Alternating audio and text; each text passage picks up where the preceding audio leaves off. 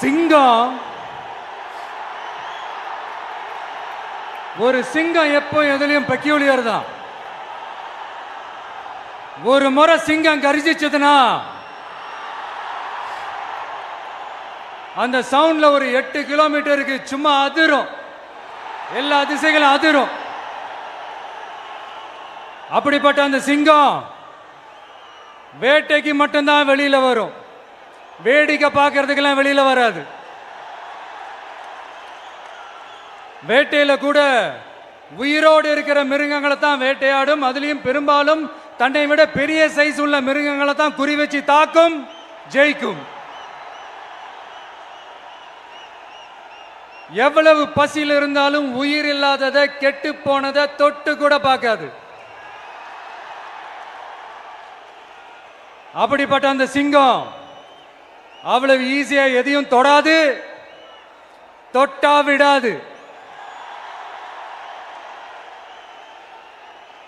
காட்டோட 4 பக்கமும் marking my டெரிட்டரின்னு தன்னுடைய பவுண்டரியை தானே வகுக்கும். அப்படிதான் அந்த காட்டையை தன்னோட கண்ட்ரோல்ல வச்சிருக்கும். சிங்கத்துக்கு கூட்டத்தோட இருக்கிறதுக்கும் தெரியும், தனியா இருக்கிறதுக்கும் தெரியும். அப்படியே தனியா வரணும்னு நினைச்சாலும் அஞ்சாம அலட்டிக்காம சும்மா கெத்தா தனியா வந்து அத்தனை பேருக்கும் தண்ணி காட்டும். எப்போ எதிலையும் தன்னோட தனித்தன்மையை இழக்கவே இழக்காது. Yes, a lion is always a lion.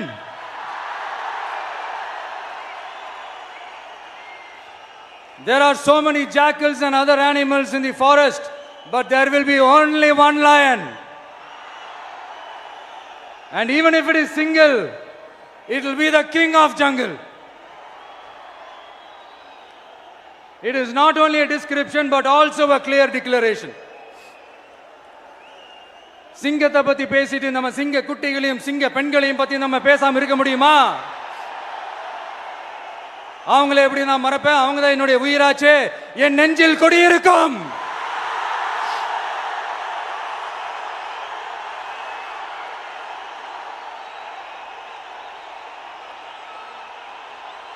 என்னுடைய தோழர்களுக்கும் தோழிகளுக்கும்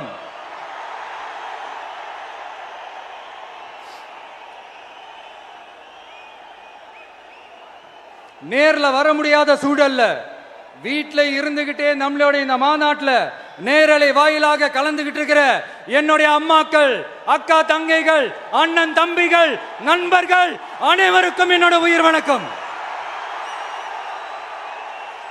என்னோட உயிர் வணக்கம், என்னோட உயிர் வணக்கம்.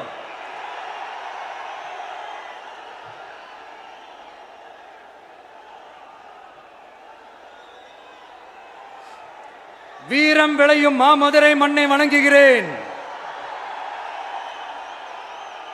இந்த மதுரைனாலே உடனே ஞாபகத்துக்கு வரது சீறி பாஞ்சி துள்ளி குதிக்கிற யாருக்கும் அடங்காத காளைகள் விளையாடுற அலங்காநல்லூர் ஜல்லிக்கட்டு தான்.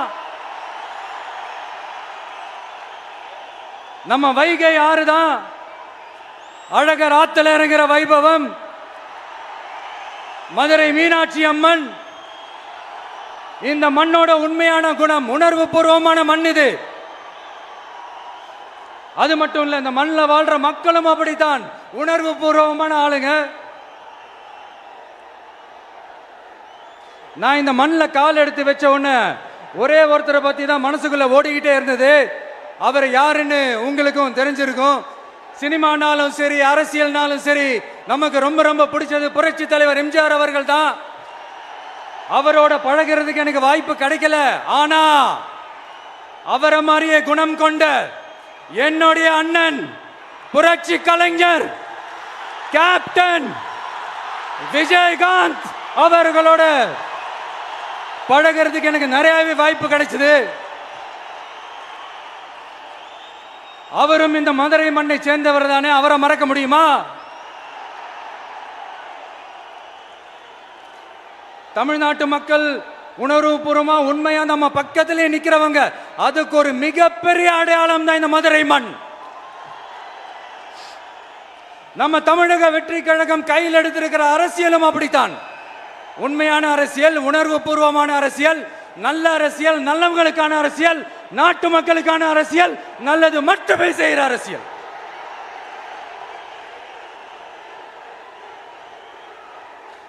இதோ நம்மளுடைய இந்த இரண்டாவது மாநில மாநாடு வாகை சூடும் வரலாறு திரும்புகிறது.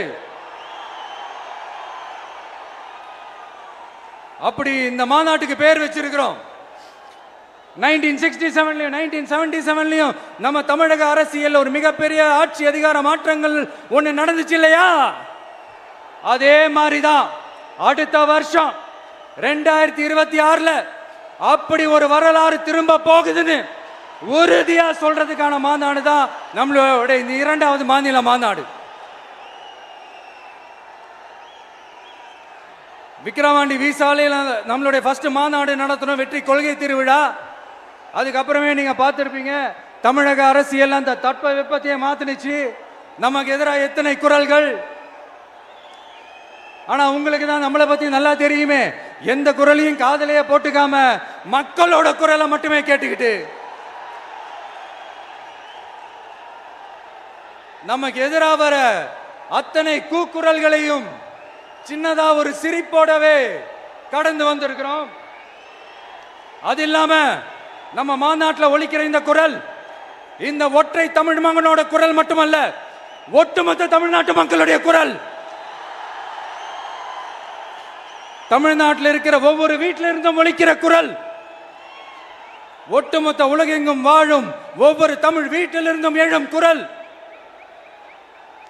இந்த சினிமா என்கிற மாபெரும் கலை ஆயுதத்தின் வாயிலாக சாதி, மதம், இனம், பாலினம், மொழி கடந்து இந்த நாட்டின் மூளை முடுக்கெங்கும் ரசிகர்களாக இருந்து தோழர்களாக நம்மோடு பயணிக்க துவங்கியுள்ள அனைவரோடும் இணைந்த ஒவ்வொரு மனிதருக்காகவும் ஒலிக்கிற உரிமை குரல். மாநில உரிமைக்காக, பெண் உரிமைக்காக, சமூக நீதிக்காக, சமநீதிக்காக, மதச்சார்பின்மைக்காக உண்மையா ஒலிக்கிற குரல். அதனால் இந்த குரலுக்கு எதிராக இன்னும் இன்னும் எத்தனை எத்தனை கூக்குரல்கள் வந்தாலும் ஓங்கி ஒலிக்குமே தவிர ஒரு நாளும் ஓயவே ஓயாது. Yes, it is an unstoppable voice, an unstoppable force.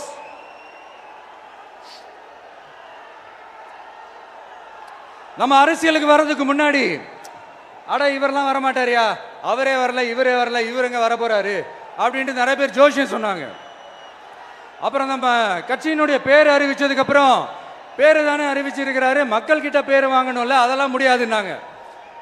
அப்புறம் ரொம்ப முக்கியமா மாநாடுலாம் எவ்வளோ பெரிய விஷயம், அதெல்லாம் இவர் ஒத்தால எப்படி பண்ண முடியும், சும்மா பக்கத்தில் புஷியானதை வச்சுக்கிட்டு மாநாட்டில் எப்படி நடத்தி காட்ட முடியும், அதெல்லாம் அவங்களால முடியாது. அப்புறம் மழை பெஞ்சு எல்லாத்தையும் கெடுத்துரும். ஏன் என் கூட இருக்கிறவங்களே கூட தான் சொன்னாங்க. அதுக்கப்புறம் என்ன நடந்துச்சுன்னு உங்க எல்லாருக்குமே தெரியும். இப்போ புதுசாக ஒன்று சொல்ல ஆரம்பிச்சிருக்கிறாங்க.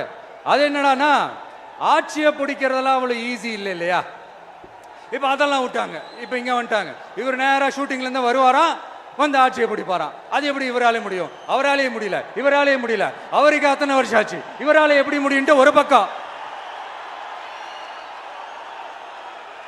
இன்னொரு பக்கம் கூட்டம்லாம் ஓகே தான், அது எப்படி ஓட்டா மாறும் அப்படின்றது இன்னொரு பக்கம். இப்படி கதை, திரைக்கதை, வசனம், இயக்கம், பாடல்கள்,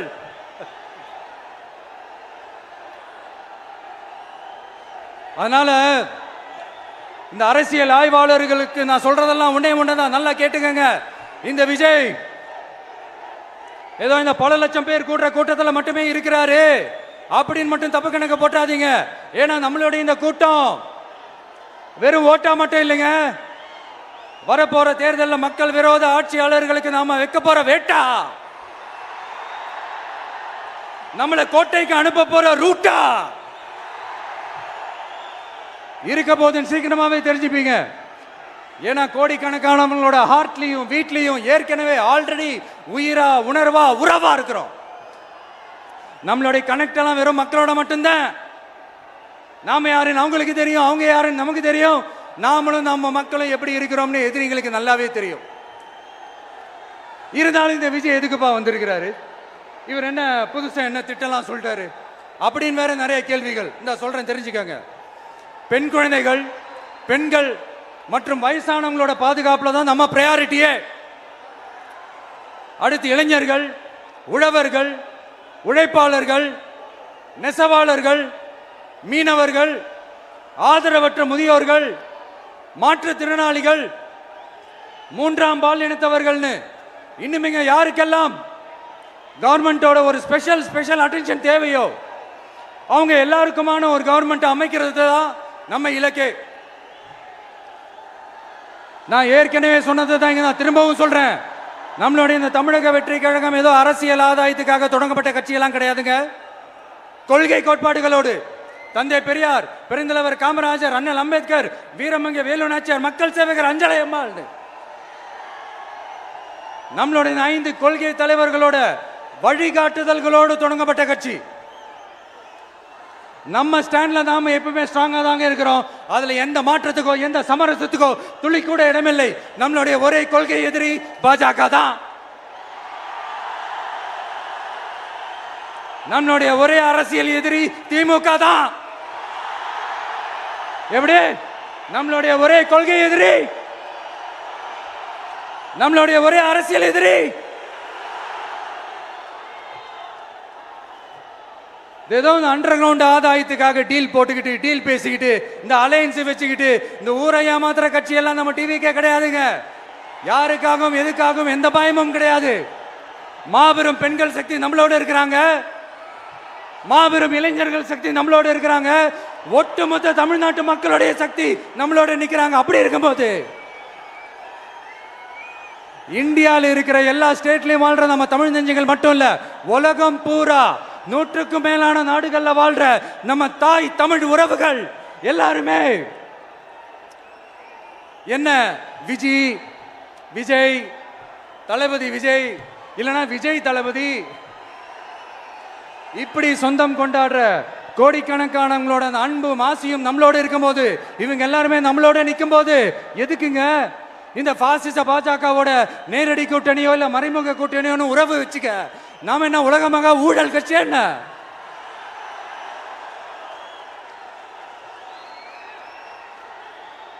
நம்மளை பத்தி சின்னதா ஒரு உண்மை ஒண்ணு சொல்லலாமா?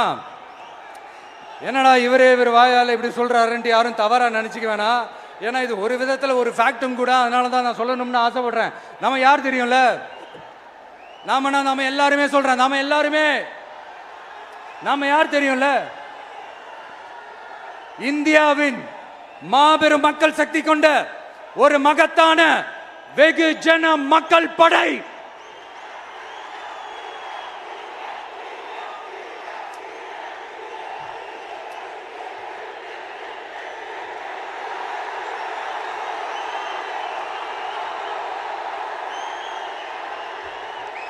அதனால நம்ம தலைமையில நாம் அமைக்க போற இந்த உண்மையான மக்களாட்சிக்கான அச்சாரமாக மாபெரும் மக்கள் சக்தியே அணி அணியாக நம்மளோட திரண்டு நிக்கிறப்போ இந்த அடிமை கூட்டணியில சேர வேண்டிய அவசியம் நமக்கு இருக்குங்க.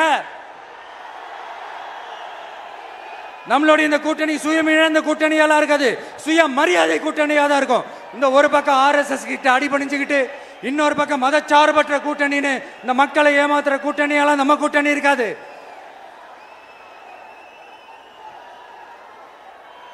நான் இப்பவும் சொல்றேன், நம்மளை நம்பி வர்றவங்களுக்கு ஆட்சியிலும் அதிகாரத்திலும் உறுதியாக பங்களிப்பு செய்யப்படும். உடனே இந்த கேள்விகள்லாம் வரும். அப்ப யாரு கூட்டணி, யாரு வரா, யாரு போறா, இந்த கேள்விகள்லாம் வரும். இந்த கேள்விகளுக்கெல்லாம் ஒரே ஒரு பதில் தான், சஸ்பென்ஸ்ல சஞ்சாரம் செய்யுங்க. ஆனா ஒண்ணு, 2026ல 2 பேருக்கு நடுவுல தான் போட்டியே. ஒன்னு TVK, இன்னொன்னு DMK. இந்த போட்டி எப்படி இருக்க போதுன்னா, இந்த அலையன்ஸை வச்சு எப்படியாவது நம்ம தப்பிச்சிடலாம். என்ன இந்த பழைய இந்த மேத்தமேட்டிக்ஸ், அரித்மேட்டிக்ஸ் இதெல்லாம் வச்சு எப்படியாவது நம்ம தப்பிச்சிடலாம் அப்படின்னு நினைக்கிறவங்களோட அந்த கனவு ஒரு நாளும் மைப்படாது. சரி, இப்ப நம்ம வேற ஒரு ஏரியாவுக்கு ஒன்று வருவோம். எதிர்காலம் வரும், என் கடமை வரும், இந்த கூட்டத்தின் ஆட்டத்தை ஒழிப்பேன்.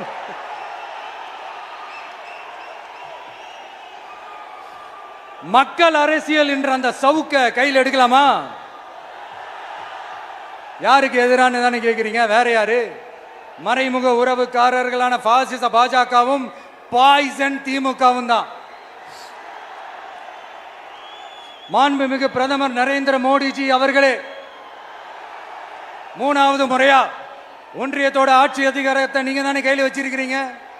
இல்ல நாங்க தெரியாம தான் கேட்கிறோம். நீங்க ஆட்சிக்கு வந்தது ஒட்டுமொத்த மக்களுக்கும் நல்லது செய்யவா, இல்ல நம்மளுடைய இந்த இஸ்லாமிய நண்பர்களுக்கும் இஸ்லாமிய தோழர்களுக்கும் எதிராக சதி செய்யவா? மக்களுக்கு உங்ககிட்ட கேட்கறதுக்குன்னு ஏராளமான கேள்விகள் இருக்குது. அதனால அவங்க சார்பா அவங்கள ஒருத்தனா அவங்களோட ஒரு உண்மையான ஒரு பிரதிநிதியா உங்ககிட்ட சில கேள்விகள் கேட்கணும். மிஸ்டர் பிரைம் மினிஸ்டர் அவர்களே, நம்ம தமிழ்நாட்டு மீனவர்கள் கிட்டத்தட்ட ஒரு 800 பேருக்கு மேல இலங்கை கடற்படையால தாக்கி அழிக்கப்பட்டிருக்கிறாங்க. அதை கண்டிக்கிறதுக்காக உங்களை பெருசா எதுவும் செய்ய சொல்லல, சின்னதா ஒண்ணு மட்டும் செஞ்சு கொடுங்க. இனிமேலாச்சும் எங்களுடைய மீனவர்கள் பாதுகாப்பா இருக்கிறதுக்காக இந்த கச்சத்தீவை இலங்கை கிட்ட இருந்து மீட்டு கொடுத்துருங்க, அது போதும். உங்களுடைய இந்த முரட்டு பிடிவாதத்தால நீங்க நடத்துற இந்த நீட்டு தேர்வு, அதனால இங்க என்னென்ன நடக்குதுன்னு சொல்றதுக்கே மனசு வலிக்குது. அதனால அந்த நீட்டு தேர்வு தேவையில்லைன்னு அறிவிச்சிருங்க, அது போதும். செய்வீர்களா திரு நரேந்திரபாய் தாமோதர் மோடிஜி அவர்களே? எங்களுக்கு என்னென்ன தேவையோ என்னென்ன நல்லதோ அதெல்லாம் செய்ய மாட்டேங்கிறீங்க. ஆனா ஆட்சி அதிகாரத்தை மட்டும் கையில வச்சுக்கிட்டு மக்களை ஏமாத்த நேரடியாக ஒரு பாசிச பாஜக அடிமை கூட்டணி ஒண்ணு. அடுத்து உங்களோட இந்த மைனாரிட்டி ஆட்சியை ஓட்டுறதுக்காக மறைமுகமாக RSS அடிமை குடும்பம்னு இன்னொரு கூட்டணி. இப்படி மக்கள் சக்தியே இல்லாத இந்த ஊழல் கட்சிகளை மிரட்டி அடிபணிய வச்சு 2029 வரைக்கும் சொகுசு பயணம் போயிடலாம்னு திட்டம் தீட்டி வச்சிருக்கிறீங்க. அதானே ஜி? என்ன ஜி? ஒண்ணு மட்டும் சொல்றேன், தெரிஞ்சுக்கங்க. என்னதான் நீங்க இந்த நேரடி மறைமுக கூட்டணின்னு குட்டிகரணம் போட்டாலும் தாமரை இலையில தண்ணியே ஒட்டாது. தமிழக மக்கள் மட்டும் எப்படி ஒட்டுவாங்க?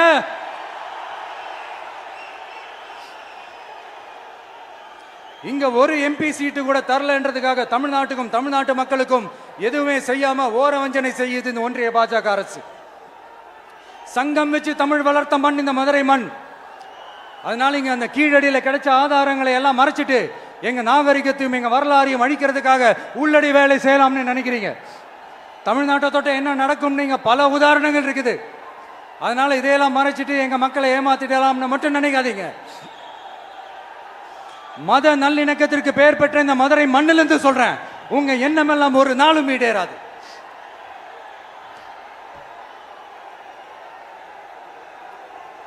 எம்ஜிஆர்னா யார் தெரியும்ல? அவர் மாஸ்னா என்னன்னு தெரியும்ல? அவர் உயிரோடு இருக்கிற வரைக்கும் அந்த CM சீட்டை பத்தி ஒருத்தராலையும் நினைச்சு கூட பார்க்க முடியல, கனவு கூட காண முடியல. எப்படியாவது அந்த CM சீட்டை என்கிட்ட கொடுத்துருங்க, என் நண்பர் எம்ஜிஆர் திரும்ப வந்ததுக்கு அப்புறம் நான் திருப்பி கொடுத்துட்றேன்னு தன்னோட எதிரியை கூட மக்கள் கிட்ட கெஞ்ச வச்சவர் எம்ஜிஆர். எப்படி கெஞ்ச வச்சவர்? அதனால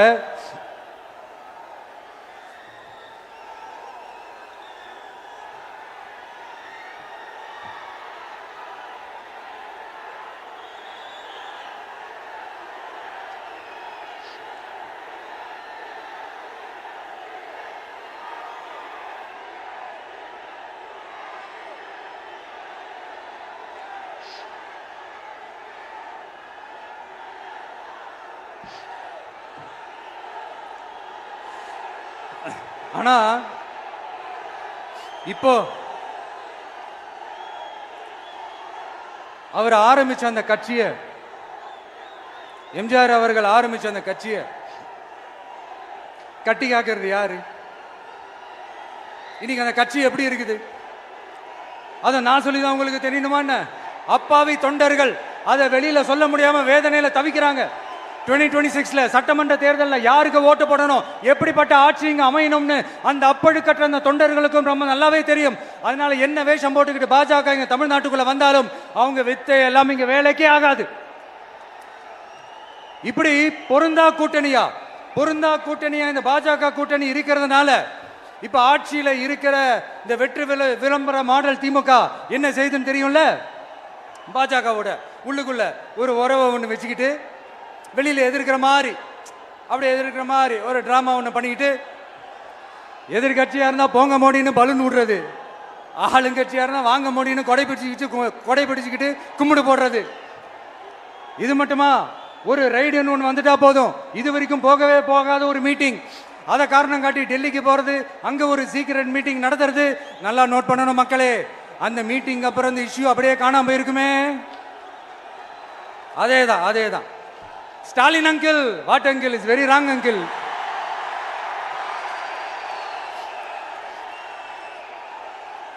இப்படி தமிழ்நாட்டில் இப்ப நடக்கிற இந்த ஆட்சியினுடைய லட்சணத்தை பார்த்துக்கிட்டு நாம எப்படி சும்மா இருக்க முடியும்? ஒரு தவறு செய்தால், அதை தெரிந்து செய்தால், அவர் கபட நாடக மு.க. ஸ்டாலின் அங்கிளாகவே இருந்தாலும்,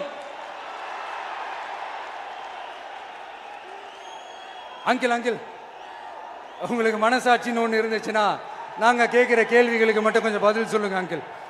நீங்க நடத்துற இந்த ஆட்சியில நேர்மை இருக்கா? நியாயம் இருக்கா? ஊழல் இல்லாம இருக்கா? சட்டம் ஒழுங்கு சரியா இருக்கா? பெண்களுக்கு பாதுகாப்பு இருக்கா? பொதுமக்களுக்கு பாதுகாப்பு இருக்கா? இயற்கை வளங்களுக்கு பாதுகாப்பு இருக்கா? சொல்லுங்க மை டியர் அங்கிள், சொல்லுங்க. டாஸ்மாக்ல மட்டுமே இது வரைக்கும் 1000 கோடிக்கு மேல ஊழல்னு சொல்றாங்க. அதுல மட்டுமா தப்பு நடக்குது? வேற எதுல தான் நடக்கல? உலகத்திலே மிஸ்டர் கிளீன் ரெக்கார்ட்ஸ் எல்லாம் உங்களுக்கும் உங்க கூட இருக்கிறவங்களுக்கும் மட்டும்தான் அங்கிள் கொடுக்கணும். இதை பார்த்து வாயே இல்லாத ஊரு கூட வயிறு வலிக்கு சிரிக்குது. பெண்களுக்கு 1000 ரூபாய் கொடுத்துட்டீங்கன்னா போதுமா அங்கிள்? அப்படியே அதை மூடி மறைச்சிடலான்னு பாக்குறீங்களா? படிக்கிற இடத்துல, வேலைக்கு போற இடத்துல, வெளியில போற இடத்துலன்னு அவங்களுக்கு பாதுகாப்பே இல்லைன்னு ஒட்டுமொத்த பெண்களும் கதறாங்க. அந்த கதறல் சத்தம் ஏதாவது உங்க காதுல கேக்குதா அங்கிள்? இதுல வேற உங்க அப்பான்னு கூப்பிடுறாங்கன்னு வேற சொல்றீங்க. What is this uncle? Is very very wrong uncle, is very very wrong. பெண்களுக்கு மட்டுமா பொய் வாக்குறுதி கொடுத்து ஏமாத்துறீங்க? அரசு ஊழியர்கள், ஆசிரியர்களை ஏமாத்துறீங்க, விவசாயிகளை ஏமாத்துறீங்க, பரந்தூர்ல பாதிப்பே வராதுன்னு சொல்லி ஏமாத்துறீங்க, மீனவர்களை ஏமாத்துறீங்க, போதைப் பொருள் கலாச்சாரத்தை ஒழிக்காம ஏமாத்துறீங்க. ஐயோ ஐயோ ஐயோ, very very first uncle, very very first. எப்படி கேட்டாலும் இவங்க கிட்ட இருந்து எந்த பதிலும் வரப்போறதில்லை. ஏன்னா இருந்தா தானே. இப்ப ஆட்சியில இருக்கிற நம்மளுடைய அங்கிள் பதில் சொல்றது இருக்கட்டும். மக்களை நீங்க சொல்லுங்க, நீங்க உண்மையை சொல்லுங்க. செய்வோம் செய்வோம் செய்வோம் செய்வோம்னு சொன்னாங்களே, சொன்னதெல்லாம் செஞ்சாங்களா? உங்களை தான் கேட்கிறேன், சொன்னதெல்லாம் செஞ்சாங்களா? சத்தமா சத்தமா மை டியர் அங்கிள், கேக்குதா? மக்களோட சத்தம் கேக்குதா? இது வெறும் சாதாரணமான முழக்கம் தான். கூடிய சீக்கிரம் மக்களை போய் சந்திக்க போறேன், அவங்களோட மனசு விட்டு பேச போறேன். அதுக்கப்புறம் இந்த சாதாரணமான முழக்கம் இடி முழக்கமா மாறும். அத்தோட நிக்காது. அந்த இடி முழக்கம் தமிழ்நாட்டோட போர் முழக்கமா மாறும். அந்த போர் முழக்கம் உங்களை ஒரு நிமிஷம் கூட தூங்க விடாது. நடக்குதா இல்லையான்னு பாருங்க. என்னடா இவன் இவ்வளவு ஸ்ட்ராங்கா சொல்றானேன்னு பாக்குறீங்களா? எல்லாரும் கட்சி ஆரம்பிச்சதுக்கு அப்புறம் தான் ஒவ்வொரு வீட்டுக்குள்ளேயும் போறதுக்கு ட்ரை பண்ணுவாங்க. ஆனா நாங்க அப்படி இல்லை. ஒவ்வொரு வீட்டுக்குள்ளேயும் போனதுக்கு அப்புறம் தான் கட்சியாவே ஆரம்பிச்சிருக்கிறோம்.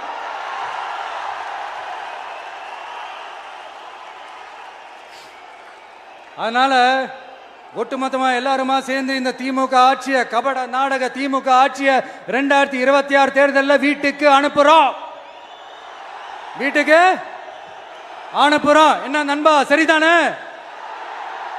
என்ன நம்பி செய்வீர்கள் தானே?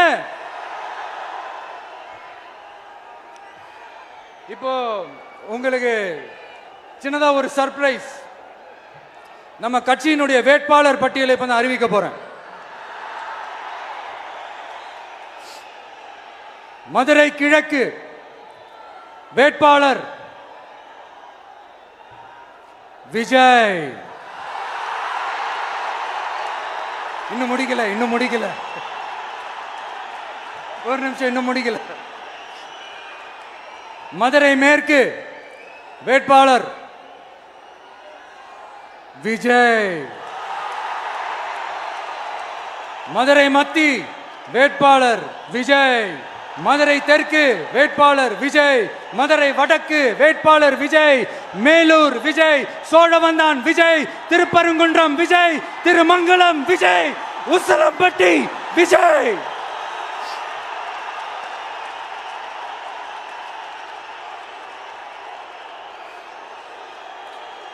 என்னடா எல்லா தொகுதியிலையும் ஒரே வேட்பாளர்னு பாக்குறீங்களா? 234 தொகுதியிலையும் இந்த விஜய் தான், அதாவது உங்க விஜய் தான் உங்க சின்னம். இன்னும் சிம்பிளா சொல்லணும்னா உங்க வீட்டில் இருக்கிற ஒருத்தர் தான் வேட்பாளரா நிக்க போறாங்க. அந்த வேட்பாளரும் நானும் வேறு வேறு இல்லை.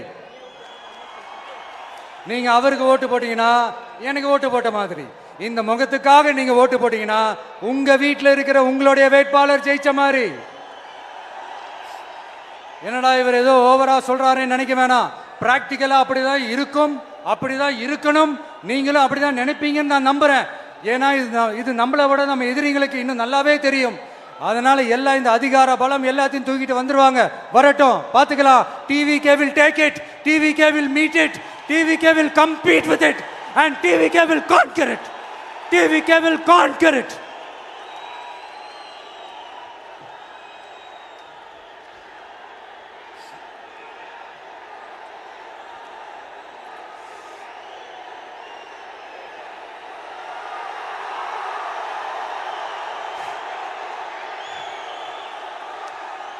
இந்த நேரத்தில் நம்ம மனசுல இருக்கிறத மக்கள் கிட்ட சொல்லி ஆகணும். தூத்துக்குடி ஸ்னோலினோட அம்மா என்ன அவங்களோட தம்பி, இன்னும் அவங்க பொண்ணுக்கு நான் தாய் மாமன்னு சொன்னாங்க. அந்த அக்காவோட குழந்தைக்கு மட்டும் இல்லைங்க, என்ன அண்ணனா தம்பியா நினைக்கிற தமிழ்நாட்டில் இருக்கிற என்னோட எல்லா சகோதரிகளின் குழந்தைகளுக்கும் நான் இன்னைக்கு மட்டும் இல்ல, என்னைக்குமே ஒரு தாய் மாமனா தான் இருப்பேன். நீங்க எல்லாரும் என்னுடைய ரத்த உறவு, கூட பிறந்த பொறுப்பு. என் வீட்டு ரேஷன் கார்டில் வேணா உங்க பேர் இல்லாம இருக்கலாம், உங்க வீட்டு ரேஷன் கார்டில் வேணா என் பேர் இல்லாம இருக்கலாம். ஆனா நாம் எல்லாரும் ஒண்ணுதான், உறவு தான். நமக்கு இடையே எந்த அரசியலும் உள்ள நுழையவே முடியாது. என்கிட்ட இருந்து உங்களையும் உங்ககிட்ட இருந்து என்னையும் எந்த சக்தியாலும் பிரிக்கவே முடியாது. அப்புறம் நான் ஒன்றும் இந்த மார்க்கெட் போனதுக்கு அப்புறம், ரிட்டையர் ஆனதுக்கு அப்புறம் அடைக்கலம் தேடி அரசியலுக்கு வரல, படைக்கலனோட வந்திருக்கிறோம். பவர்ஃபுல் ஃபோர்ஸோட, மாபெரும் படை வரிசையோட, எல்லாத்துக்கும் தயாராகி தான் வந்திருக்கிறோம். இவ்வளவு தயாரா நாம அரசியலுக்கு வர்றதுக்கு ரொம்ப ரொம்ப முக்கிய காரணம் ஒன்று இருக்கு. அது என்ன தெரியுமா? நன்றி கடன், நன்றி கடன், நன்றி கடன். கிட்டத்தட்ட ஒரு 30 வருஷமா, 30 வருஷத்துக்கு மேல நீங்க தான், நம்ம மக்கள் தான் என் கூட நிக்கிறீங்க, எனக்காக நிக்கிறீங்க, என்னை தாங்கி பிடிக்கிறீங்க, மனசுல ஏந்தி பிடிக்கிறீங்க, தாய் அன்போட மடியில ஏந்திக்கிறீங்க. உண்மையை சொல்லணும்னா வேற யாரை விடவும் எனக்கு இந்த அன்பையும் ஆதரவையும் கொடுத்துருக்கிறீங்க. என் மேல உயிரையே வச்சிருக்கிறீங்க. என்ன உங்க வீட்டுல ஒருத்தனாவே ஆக்கிட்டீங்க. நீங்க எனக்கு கடவுள் கொடுத்த வரம்.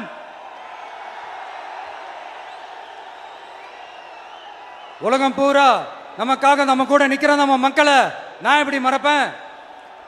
நான் என் லைஃப்ல ரொம்ப உயிரா நினைக்கிறது பெண்களை, குழந்தைங்களை, இளைஞர்களை, உழைக்கிற மக்களை தான். இவங்க தான் நம்மளோட வகைரா. இதை பார்த்து தான் நம்மளோட எதிரிகளுக்கு பத்தி எரியுது. அதுக்காக நாம் என்ன செய்ய முடியும்? அதனால நம்ம உறவுகளை, சொந்தத்தை, வகைராவை யாருக்காகவும் எதுக்காகவும் விட்டு கொடுக்க முடியாது இல்லையா? Here at this moment among this August gathering, I want to open my heart and say I enjoy people, I respect people, I worship people.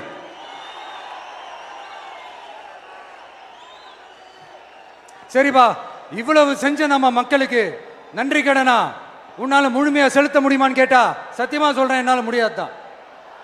இன்னும் எத்தனை ஜென்மம் எடுத்தாலும் அந்த நன்றி கடனை என்னால தீர்க்கவே முடியாது. அப்புறம் என்ன மானாவுக்கடா நீ வந்திருக்க அதானே கேட்குறீங்க? மைண்ட் வாய்ஸ் கேட்ட மாதிரி இருந்தது. வாழ்நாள் முழுக்க நம்ம மக்களுக்காக ஆதரவா துணையா நிக்கிறத தவிர, அவங்களுக்காக உழைக்கிறத தவிர எனக்கு வேற எந்த எண்ணமும் இல்லை. எனக்கு இப்ப வேற வேலையும் இல்லை.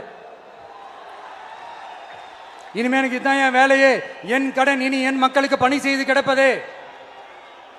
இப்படியா ஹார்ட் டு ஹார்ட் யதார்த்தமா பேசிய பழகிட்டோம். இதுக்கு மேலேயும் எனக்கும் மக்களுக்கும் இடையே இருக்கிற அந்த உறவை பற்றி நான் பேச ஆரம்பிச்சேன்னா ஒரு மாதிரி எமோஷனல் ஆகிடுவேன். அப்புறம் அதை கண்ட்ரோல் பண்ணுறது ரொம்ப கஷ்டம். அதனால என்னை மனசார நேசிக்கிற நம்ம மக்களுக்கு ஒன்றே ஒன்று சொல்கிறேன். இந்த விஜய் உங்க விஜய், உங்களுக்கான விஜய், உங்களுக்காக மட்டுமே இருக்கிற விஜய். உங்க கூட நிக்க, உங்களுக்காக நிக்க, உண்மையா நிக்க, உணர்வோட நிக்க, உறுதியா நிக்க, உங்க கூட பேச, உங்களுக்காக பேச, உண்மையா பேச, உணர்வோட பேச, உறுதியா பேச, உங்களுக்காக சேவை செய்ய உங்க விஜய் நான் வர.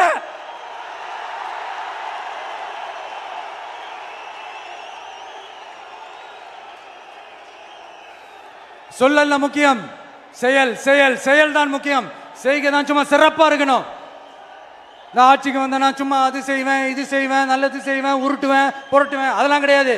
செய்யறதுக்கு, நல்லது செய்யறதுக்கு, நல்லது செய்யறதுக்கு மட்டும்தான் இந்த விஜய். அப்புறம் ஒரு அரசியல் தலைவன், அவன் சினிமாக்காரனா, நல்லவனா, கெட்டவனா, இதெல்லாம் தாண்டி அவன் உண்மையானவனா, அதுதான் ரொம்ப ரொம்ப முக்கியம்.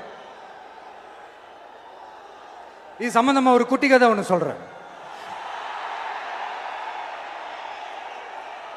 ஒரு நாட்டில் ஒரு ராஜா தனக்கு பக்கபலமா இருக்கிறதுக்காக, கூட துணையா இருக்கிறதுக்காக ஒரு தளபதியை தேடுறாரு. சரியான தகுதிகளோட ஒரு 10 பேர் செலக்ட் ஆகுறாங்க. ஆனால் அதில் ஒருத்தர் மட்டும் தான் செலக்ட் பண்ணணும். அதனால அந்த ராஜா என்ன பண்றாருன்னா ஒரு டெஸ்ட் வைக்கிறார். அந்த 10 பேர் கையிலையும் விதை நெல்லை கொடுத்து இதை நல்லா வளர்த்து கொண்டு வாங்க, ஒரு 3 மாதம் கழிச்சு வாங்கன்னு சொல்லி அனுப்பி வச்சிடுறாரு. 3 மாதம் கழிச்சு வரும்போது அதில் ஒருத்தர் ஆள் உயரத்துக்கு வளர்த்துருந்தாரு, ஒருத்தர் தோல் உயரத்துக்கு வளர்த்துருந்தாரு. அதில் ஒரு 9 பேரும் நல்லா வளர்த்து கொண்டு வந்திருந்தாங்க. ஒருத்தர் மட்டும் வெறும் தொட்டியோடவே வந்தார். என்னன்னு கேட்டதுக்கு, நானும் தண்ணி ஊற்றி ஊற்றி பார்க்குறேன், உரம் வச்சு வச்சு பார்க்குறேன், வளரவே மாட்டேங்குது ராஜா, என்ன பண்ணுறதுன்னு தெரியலன்னு சொன்னதுக்கு ராஜா அவரை கட்டி அணைச்சிக்கிட்டு, இனிமே நீதான் என்னுடைய தளபதி, எல்லா அதிகாரமும் உனக்கு தான் சொன்னார். ஏன்னா அந்த 10 பேர் கையிலையும் ராஜா கொடுத்தது அவித்த விதை நெல், அது முளைக்கவே முளைக்காது. அந்த 9 திருட்டு பயலும் என்ன பண்ணியிருக்காங்கன்னா வேற விதை நெல்லை வாங்கி அதை வளர்த்துட்டு ராஜாவையும் மக்களையும் ஏமாத்திருக்கிறாங்க. ஆனா இவர் மட்டும் உண்மையை போட்டு உடைச்சிட்டார். அதனால ஒரு நாட்டுக்கு திறமை எந்த அளவுக்கு முக்கியமோ அந்த அளவுக்கு உண்மையும் நேர்மையும் முக்கியம். இப்போ நீங்க எல்லாரும் தான் அந்த ராஜா. நீங்க தேர்ந்தெடுக்க போற அந்த தளபதி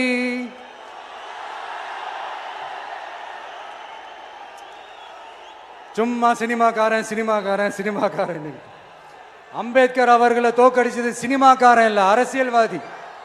காமராஜர் அவர்களை தோக்கடிச்சது, இங்க விருதுநகர் பகுதியில் தோக்கடிச்சது சினிமாக்காரன் இல்ல, இன்னொரு அரசியல்வாதி. இன்னைக்கும் நம்ம கூட வாழ்ந்துட்டு இருக்கிற நல்ல கண்ணு ஐயாவை தோக்கடிச்சது சினிமாக்காரன் இல்ல, அரசியல்வாதி. இப்படிப்பட்ட நல்ல நல்ல தலைவர்களை எதிர்த்து நின்று தோக்கடிக்கணும்னு அந்த எண்ணத்தை உருவாக்குனது சினிமாக்காரன் இல்ல, அரசியல்வாதி. அதனால எல்லா அரசியல்வாதியும் அறிவாளியும் கிடையாது, எல்லா சினிமாக்காரனும் முட்டாளும் கிடையாது. கான்பிடண்டா இருங்க, நல்லதே நடக்கும், வெற்றி நிச்சயம். மீண்டும் சந்திக்கும் வரை நன்றி.